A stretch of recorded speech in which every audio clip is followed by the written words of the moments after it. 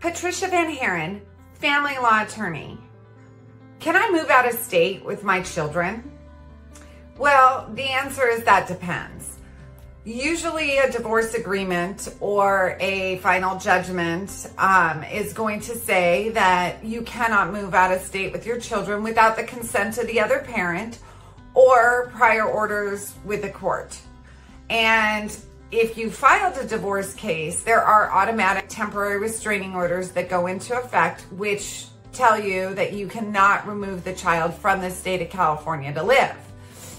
In order to file a move away case and to have a court rule in your favor, the court may order a custody evaluation, or they may determine it based on who has primary custody of the children.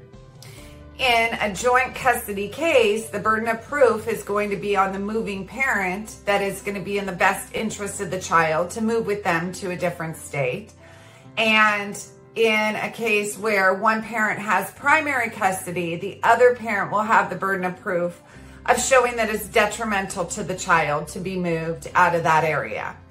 So we had a client come to us, and the father was marginally involved with this child. Mom was in charge of doing all the caregiving. It was a special needs child, and we filed a petition for a move away order. The court looked at all the factors in a case known as La Mouche, which outlines the factors for a parent being allowed to move out of state. In this matter, the woman was able to move with her child as she met all those factors.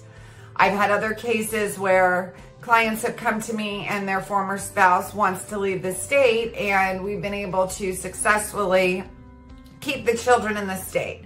Now, the courts cannot tell a parent where they're allowed to live. Therefore, the evaluation needs to be done in such a way that what will the parenting plan be when that parent moves? Meaning, which parent is going to have primary custody of the child? Any questions, or you have any information you'd like to get, just shoot us over an email and we'll be happy to help you out.